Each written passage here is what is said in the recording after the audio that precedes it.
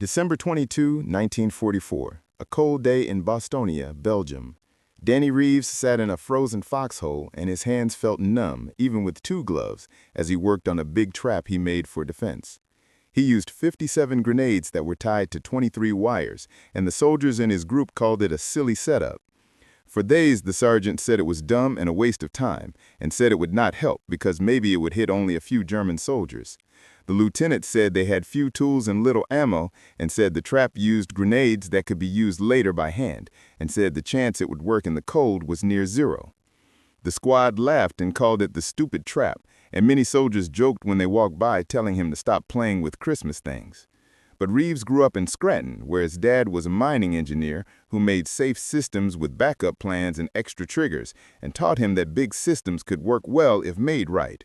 And Reeves used this idea and built the trap as a full system, not a pile of grenades on wires.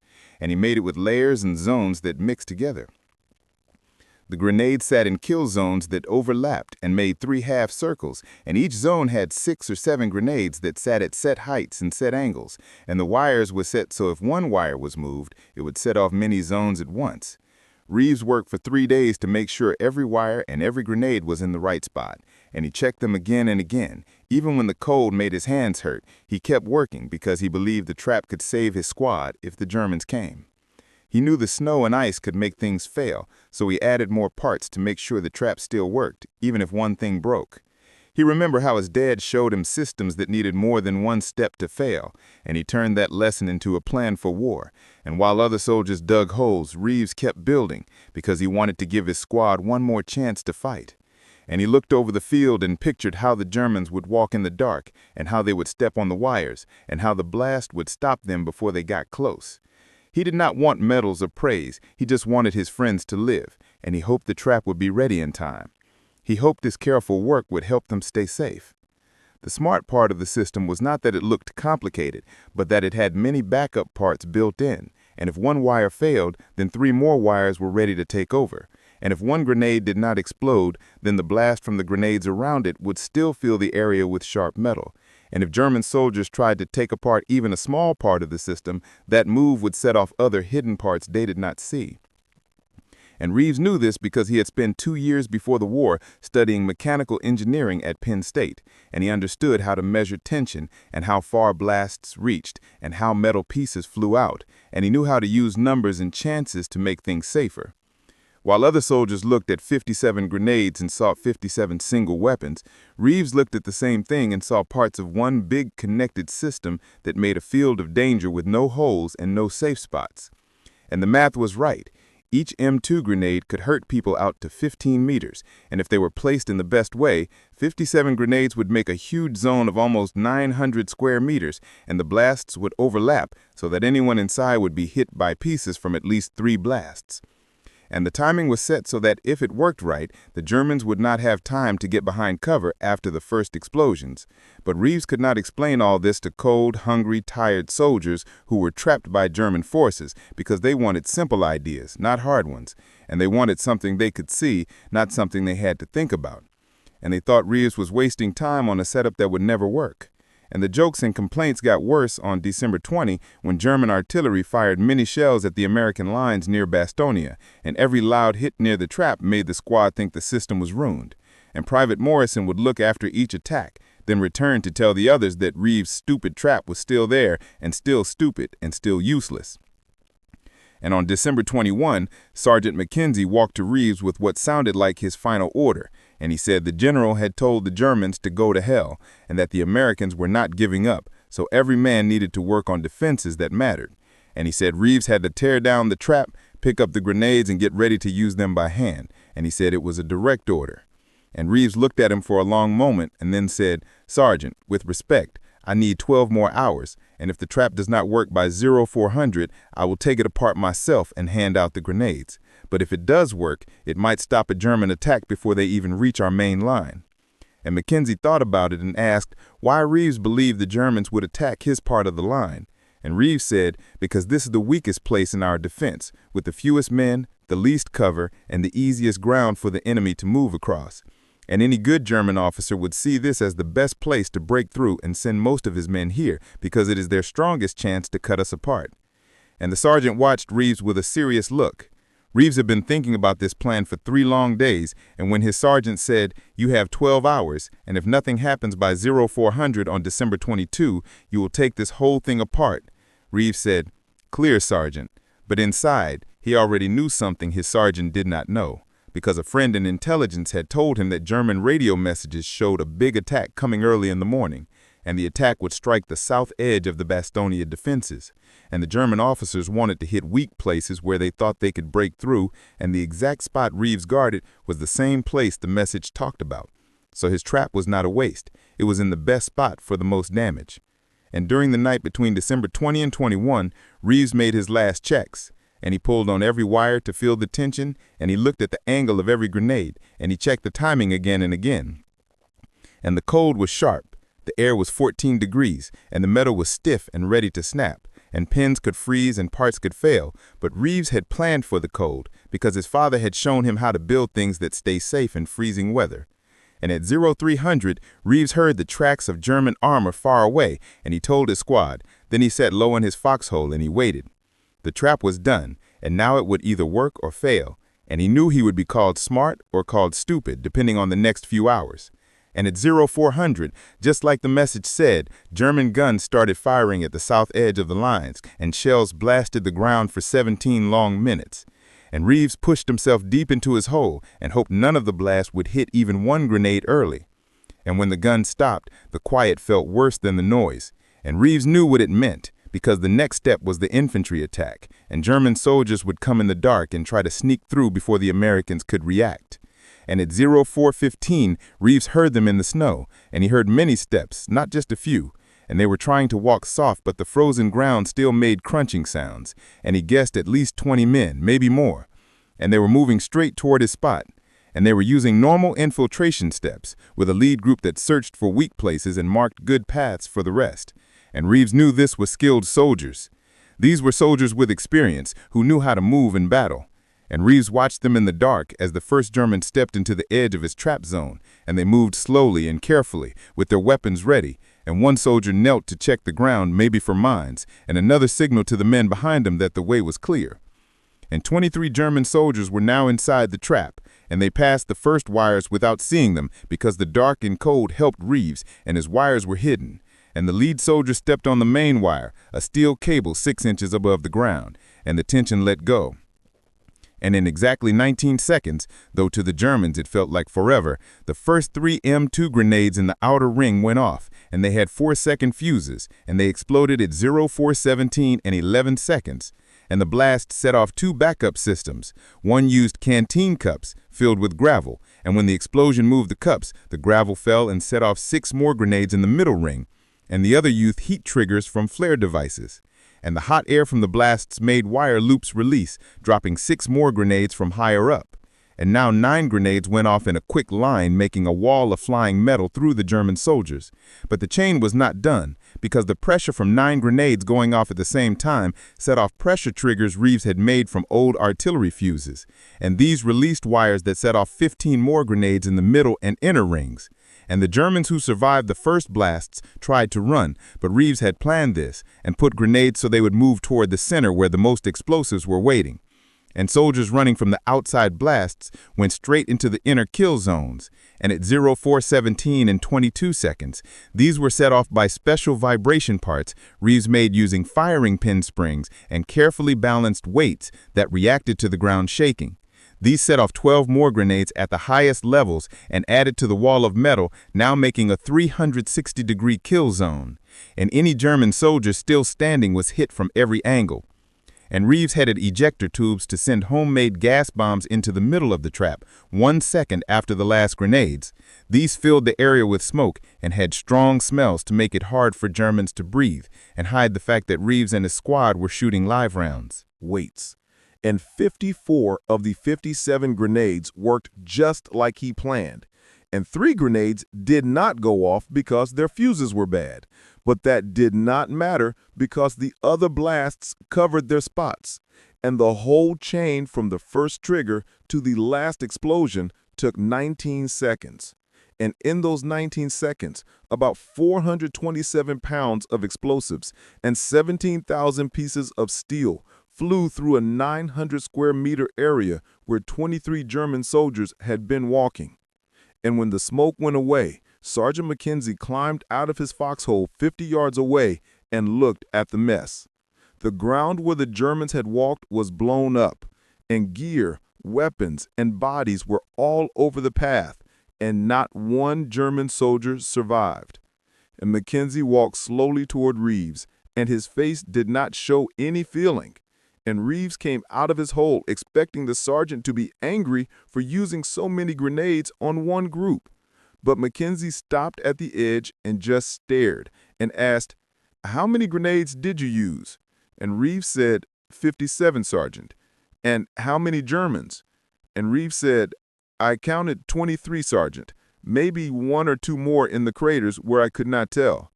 And Mackenzie kept staring at the damage for 19 seconds and then turned to Reeves and said, "I called your trap stupid."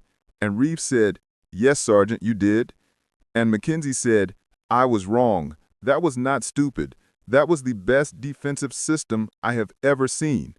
And news about the trap spread fast across the American lines, and officers from other groups came to see the kill zone, trying to figure out how one corporal with 57 grenades stopped a whole German team without firing a single rifle. And Lieutenant Walsh, who had doubted the trap, looked closely at the wires and triggers, and he found the main wire, the backup systems, and all the chain triggers just like Reeves had said. And the lieutenant wrote in the report later that Corporal Reeves showed great skill in mechanical engineering used in defense, and his connected grenade system hurt many enemies with few grenades, 4 times better than normal. And they said the design should be written down and shared. And the Germans noticed too, because the 26th Volksgrenadier Division that tried to sneak through the south stopped any more attacks. And later reports called it an American minefield with delayed triggers. German intelligence officers studied the attack and decided that the Americans had made a new kind of defense that mixed mines and artillery and automatic trigger parts. And they did not know it was just one corporal using normal hand grenades and 3 days of smart work. And the fear it caused was even bigger than the damage, because the German leaders at Bastonia, already upset by the strong American stand, now believed the defenders had advanced weapons. And this idea made them slow down and wait. And that delay gave the American forces the time they needed. And on December 23rd, the weather cleared enough for planes to drop supplies on Bastonia. And inside the supplies were more grenades. And Colonel Steve Chappies, the commander of the 52nd Parachute Infantry Regiment, brought a box of grenades to Reeves himself and said, "Corporal Reeves, I hear you can use these better than most men. How many more traps can you make?" And Reeves looked at the grenades and said, "With this many, I can build 3 more systems to guard our weakest paths, and each one will need around 2 days to build and test." And the colonel said, "You have 4 days before I think the Germans will attack again, so build as many as you can, and I am giving you 3 helpers. Teach them how your system works." And the 3 helpers were the same men who had made fun of his first trap. And Private Morrison, who had named it the stupid trap, was the first to speak and said, "Lieutenant, I want to learn how to build what Corporal Reeves built, and I was wrong about the trap, and I do not want to be wrong again." And in the next 4 days, Reeves built 2 more complete traps and almost finished a 3rd. And he taught the 3 helpers the ideas of backup parts, overlapping kill zones, chain triggers, and ways to handle failures. And the men who had laughed at him 3 days earlier now listened closely to every detail. And Morrison learned fast and saw that the trap worked not because it was too complex, but because it was carefully planned. And every grenade had a reason, and every wire had more than one job, and every backup part fixed a problem before it happened. And the second trap went on the west side, guarding another path that intelligence said the Germans might use. And this trap used 48 grenades in a new layout, shaped to fit the ground. And Reeves taught Morrison how to place grenades by looking at hill shape, plants, and the way enemy soldiers would walk. and the third trap on the north side used lessons from the first system, and Reeves improved the trigger parts so they worked even better. The team made stronger safety parts and improved the waterproofing on all the connections, and they added more backup systems. This big trap used 62 grenades, and it covered an even bigger danger area. If you like this amazing story of quick thinking under pressure, make sure to hit the subscribe button and turn on your notifications. We bring you the most surprising military ideas that changed the way battles were fought forever. Now let us look at what happened when the German soldiers attacked again. On December 26th, the German army started a major attack on the west side of Bastonia. They hit the exact place that the scouts had warned about, and it was the same spot where Reeves had built his second trap. 29 German soldiers moved forward in the early dark hours, and they set off the trap.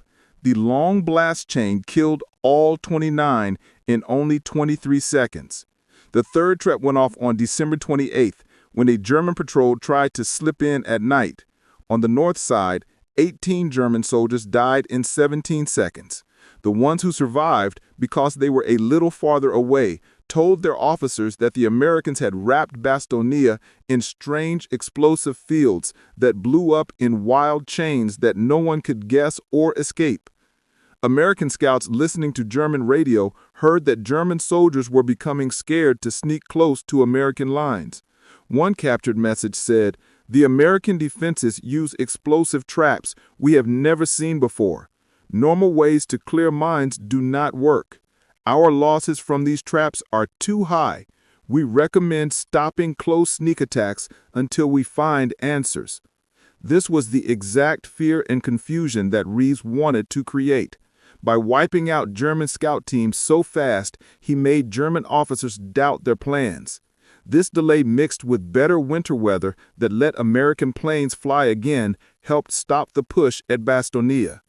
After the siege ended in late December, Army intelligence officers spent a long time talking with Reeves about how he made the traps. They wanted to know not only how he built them, but why he even thought of them. The final report became required study for new infantry officers. The report showed the key ideas behind the trap. First was backup power. Every important part had more than one way to work. Second was overlapping fire. No spot in the danger zone depended on only one grenade. Third was timed steps. The chain blast stopped the enemy from hiding after the first blast. Fourth was smart failure planning. The trap still worked well even if 30% of the parts failed.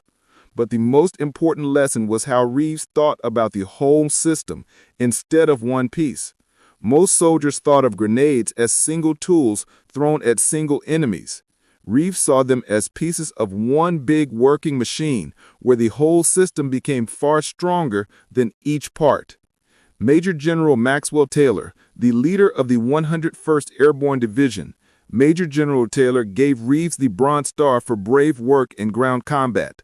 The note for the award said, "Corporal Daniel Reeves used amazing creativity and strong technical skill to design and set up defensive systems that removed 70 enemy soldiers and stopped many sneak attacks on very important positions. His smart ideas helped a lot in holding Bastonia and showed he had incredible technical skill during fighting." But Reeves later said the award he liked most came from Sergeant McKenzie, who said after the battle, "Reeves, I was wrong. Your trap was not foolish. It was smart, and I was silly for not understanding it." The success of the trap changed how the Army thought about battle plans. The Army's Ordnance Department ordered a study to learn the best way to use hand grenades in defense. The study said that setting off many grenades at the exact same time could be 3 to 4 times stronger than throwing them one by one. This idea helped make the M18A1 Claymore mine in the 1950s. The Claymore used a forward blast that hit a wide space without someone having to toss anything, and it came directly from the ideas Reeves showed at Bastonia. Engineers who later built the Claymore said that Reeves' trap reports helped shape how they thought about using the most power from every bit of explosives. After the war, German military reports about Bastonia talked a lot about what they called the American defensive mine systems. German training books were changed to warn soldiers about complicated explosive traps that could fire in big chains across large areas. The Germans never learned that the trap they feared was built by only one corporal using normal parts. Many years later, in 1968, a military historian talked with Reeves about how he made his trap. The historian asked why other soldiers who had the same way my father thought about mine safety systems. What happens if one part stops working? How do you make sure the whole thing still works? How do you add backup parts without making the whole system too hard and too tricky to trust? The historian asked again, saying other soldiers surely understood how backup systems worked. Reeves said, "Knowing and using are not the same thing. Most people looked at 57 grenades and saw 57 chances to stop an enemy. I looked at 57 grenades and saw one whole system with 57 working pieces. That is a very different way of thinking." This different thinking showed why Reeves' trap worked when others would not. He did not just hook grenades to tripwires. He made a full working system where every part had more than one job and where even if some parts failed, the whole thing still worked. The Army report listed the technical details of Reeves' trap, and these details showed very advanced engineering ideas. The main trigger wire was set at 6 inches high, low enough that you could not see it in the dark, but high enough that snow or dirt on the ground would not cover it. The wire was strong, braided steel with 7-pound break strength, strong enough to make sure it triggered, but not so strong that a soldier could just step on it and push it aside. The second trigger system used pressure release parts that worked when blast waves moved weighted containers. This was smart because it did not need electricity and worked well in freezing cold. The weight-to-release setup was made so that only a grenade blast could trigger it, and normal artillery. The same way my father thought about mine safety systems. What happens if one part stops working? How do you make sure the whole thing still works?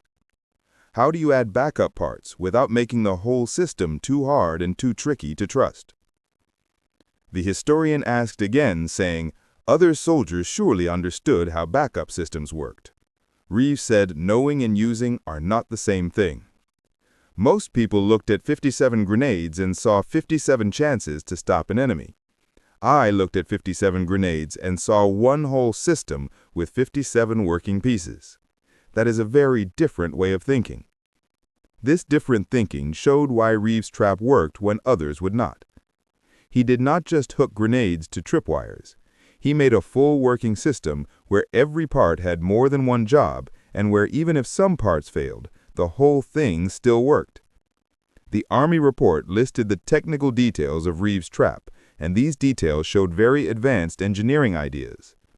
The main trigger wire was set at 6 inches high, low enough that you could not see it in the dark, but high enough that snow or dirt on the ground would not cover it.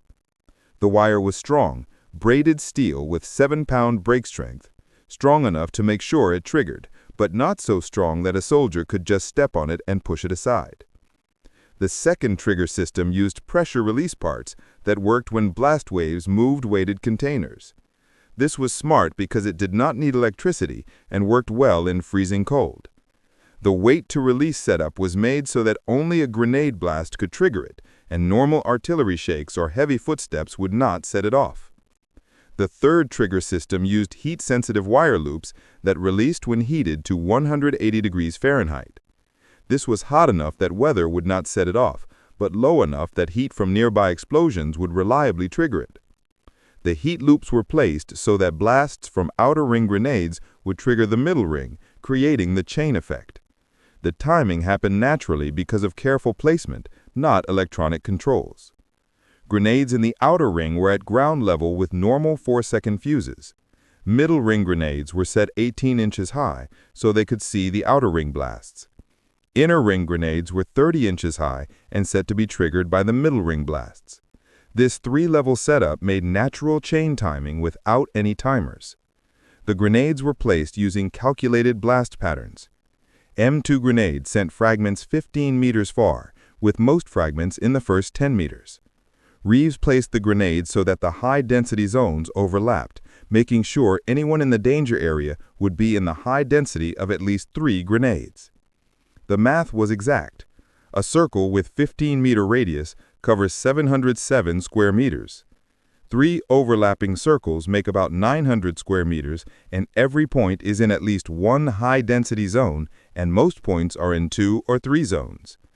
57 grenades made 9 overlapping patterns with no gaps bigger than 2 meters. This kind of exact math in a fighting position was never done before. Most defenses used guesswork and experience.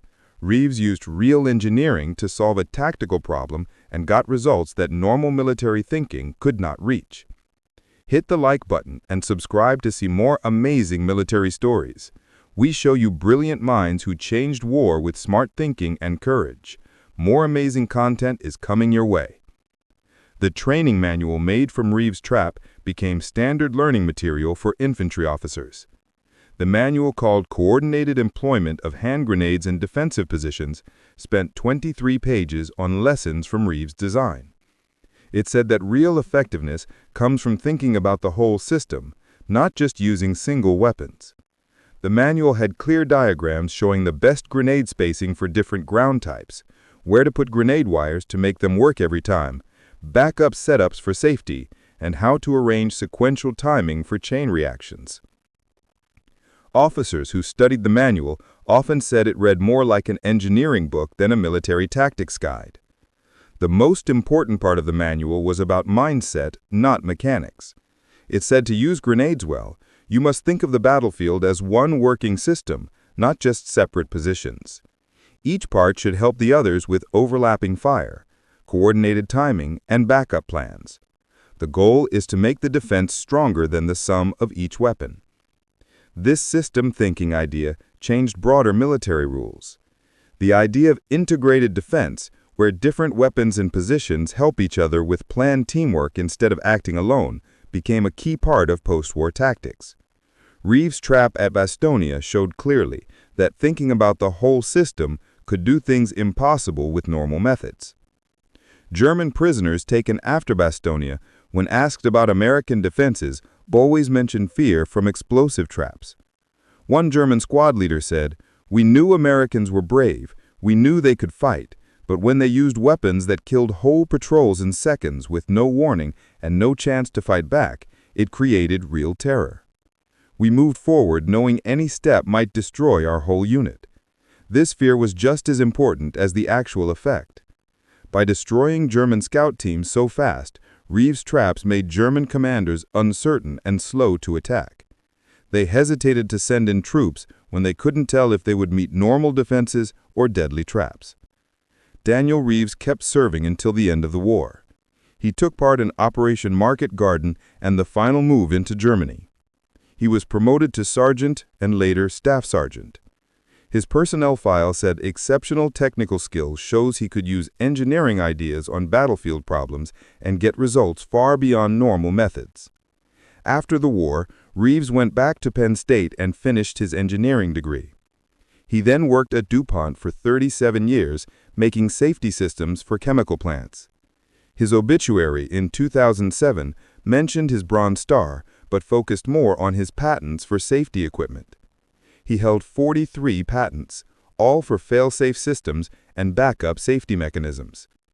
In a 1986 interview, Reeves talked about his Bastonia trap. People always ask about the technical pieces, like how did you place the grenades and how did you figure out the trigger points. But he said that wasn't the real secret. The real reason it worked was knowing that you cannot control everything in battle. Things break, and the weather changes, and nothing stays perfect. But if you design your system for failure, if you add backup parts and think like an engineer, you can build something that stays working even when single pieces do not. This idea of designing for failure shaped many fields later. Industrial safety systems, airplane backup systems, and computer network reliability all used the same rules that Reeves used in his grenade trap. The idea that a system must stay useful even when some parts fail is now basic modern engineering. The trap legacy was bigger than the battle. It showed that a single soldier who is allowed to think and create can make solutions that big military groups might never imagine. Reeves was not following the book when he built his trap. He used engineering ideas he learned from his father and applied them to a battle problem he met during combat. This bottom-up kind of innovation worked better than top-down rules. Armies like standard plans because they can teach them to many soldiers, but standard plans cannot predict every situation or use every soldier's unique talent. Reeves' trap worked because it wasn't standard, because it used special knowledge for one special problem. The teasing Reeves got before his trap proved itself showed how groups resist new ideas. His squad, his sergeant, and his lieutenant all ignored him because his idea didn't look like what they were used to. They trusted the old simple ways more than smart new ones. Only when the results were too big to deny did their views change. 23 German soldiers killed in 19 seconds was proof no one could ignore. But if the German patrol had walked a different path, if they had missed Reeves' kill zone, his trap might have been taken apart without anyone seeing what it could do. New ideas often need not only smart thinking. Prediction? This mix of technical skill and tactical thinking is what made Reeves different. Many soldiers had skill, many knew tactics. Few could combine both and have the patience to endure teasing. They laughed at his stupid grenade trap, called it Reeves' ridiculous Rube Goldberg. The stupid trap, a waste of supplies, they said. It would not work, could not work, and should not be tried. They told him to take it apart and use the grenades the normal way. Then it killed 23 Germans in 19 seconds, and the teasing stopped. The trap killed 70 Germans over 3 times. It slowed German attacks, made fear that was bigger than the actual damage, and showed ideas that shaped military rules for decades, all because one corporal refused to believe old rules were the only rules. Daniel Reeves showed that sometimes a stupid idea is not stupid. Sometimes it is smart, hidden in foolishness, waiting for the right moment to show its power. New ideas often need you to ignore people who cannot see what is possible. The Germans called it an automated minefield. The Americans called it the trap that saved Bastonia's south side. But really, it showed that one person with skill, knowledge, planning, and strong belief can do what whole armies never imagined. They laughed at his stupid grenade trap until it killed 23 Germans in 19 seconds. Then they stopped laughing and started learning. And war changed because one corporal knew that results are more important than rules, that results matter more than criticism, and that creating new things needs courage. The stupid trap was not stupid, it was brilliant, and in 19 seconds of chain explosions, it proved that the best ideas often sound the craziest until they work perfectly.